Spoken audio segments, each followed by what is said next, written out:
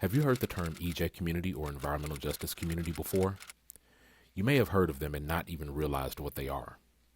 The term came to light in 1982 when a predominantly black community in Warren County, North Carolina, was designated as the dump site for over 40,000 cubic yards of soil contaminated with cancer-causing chemicals. The term and its realities come closer to home and propels one of the movement's first champions, Hazel Johnson, to her life's work at the Altgale Gardens community, where she began People for Community Recovery. Environmental justice is the response to environmental racism. Environmental racism is defined as the disproportionate impact of environmental hazards on Black, Indigenous, and people of color. In turn, the environmental justice movement is the response to that phenomenon. Around the country, there are numerous examples of organizations who fight for healthy air, water, and land.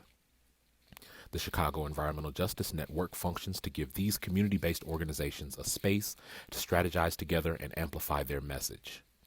Here in Chicago, the Center for Neighborhood Technology has partnered with one of those organizations to examine the quality of water in the Southwest Side Little Village community.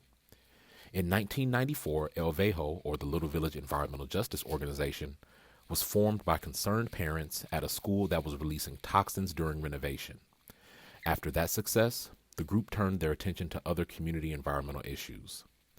Recently, El Vejo, in partnership with CNT, completed the Water and Health in Little Village report.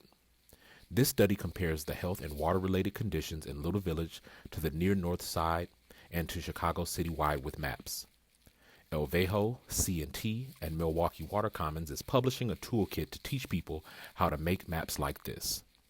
To hear more about this report, the GIS Toolkit, and how you can support community-based organizations doing this important work, you can learn more at elvejo.org, cnt.org, and milwaukeewatercommons.org.